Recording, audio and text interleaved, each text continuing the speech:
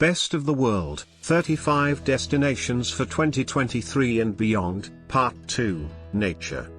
Number 8. Scottish Highlands. A rewilding movement to restore the original landscape of the Highlands aims to replant and restore native species as part of a countrywide sustainability initiative. The windswept Scottish Highlands are celebrated for their austere beauty, but the sheep-scoured landscapes are in fact the result of human interference.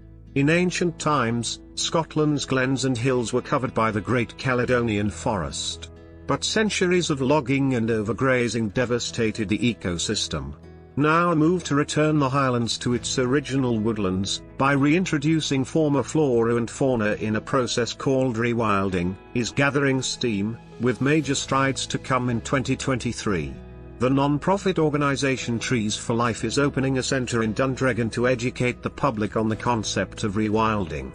Above Inverness, the 23,000-acre Allerdale Wilderness Reserve has already planted nearly 1 million trees, and the Afric Highlands project will start restoring 500,000 acres stretching from Loch Ness to the west coast in a 30-year initiative.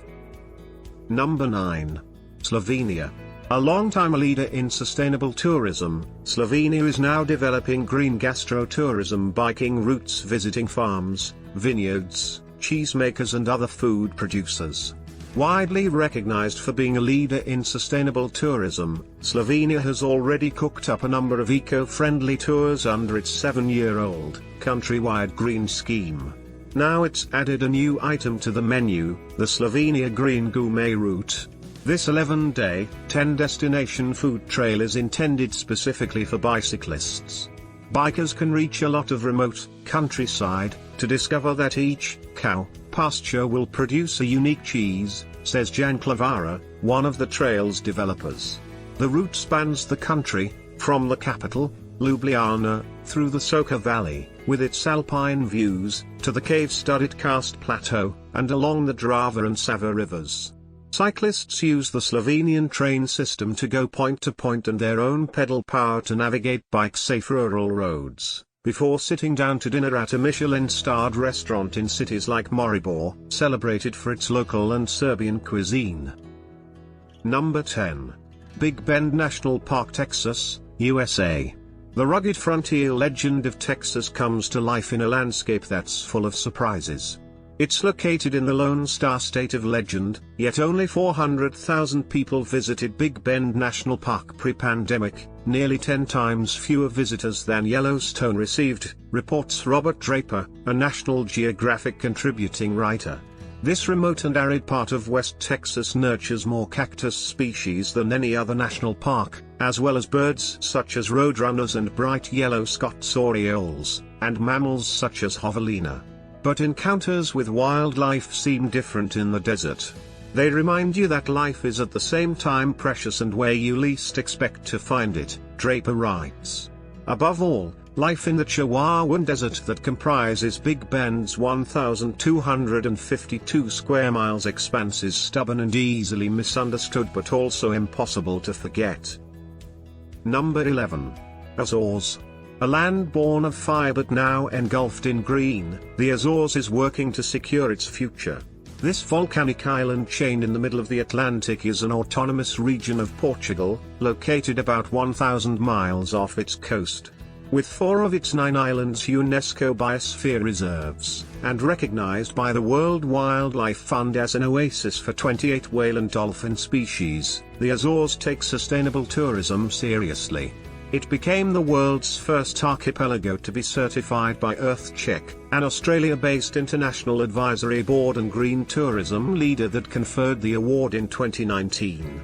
The Portuguese territory is now focusing on conservation and biodiversity protection, air and water quality, and preservation of indigenous heritage. Number 12. Botswana. The southern African country of Botswana continues to confront a series of threats to its expansive, wildlife-rich national parks and game reserves, ranging from poaching to over-tourism. But new anti-poaching efforts, volunteerism and community-based outreach are helping alleviate some of the pressure. In the Thule Block, a wilderness on Botswana's eastern border that holds leopards, brown and spotted hyenas and a large elephant population. Rangers are installing advanced technology in the 270 square miles central Thule Game Reserve. A Dutch organization called Smart Parks developed low-power sensors that transmit radio data back to a central station, alerting rangers to poachers and their vehicles or even tracking the movements of animals themselves. Number 13. Guyana. Thick rainforests, sprawling savannas, magical mountain ranges and epic rivers. Guyana may be one of South America's smaller nations, but it packs a big punch for nature lovers, and from March 2023, will be connected by British Airways flights from London Gatwick, via St. Lucia. Go to get truly off-grid. Similar in size to the UK, Guyana is home to fewer than 1 million people, and river, off-road or air transport are often the only routes into the heart of it all. Natural highlights range from jaguars stalking dense forests to giant anteaters on the savannas, harpy eagles in the skies and wow moments like Kaiatua Falls, one of the world's highest single-drop waterfalls, and twice as high as Victoria Falls. The number of ecotourism experiences and community-run lodges is growing, too. Number 14. Tanzania. The evolution of sustainable travel is underway in Tanzania. No longer content with staying at environmentally friendly lodges or visiting local community groups, a new generation of travelers is getting hands-on with conservation and following scientists into the field thanks to the advent of citizen science travel.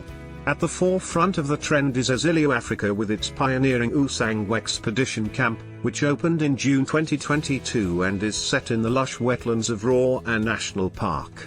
Patrolling the park in safari vehicles powered by molasses, guests play an active role in protecting wildlife by assisting field researchers, planting camera traps and building the park's photo library of lions, leopards and rare African wild dogs.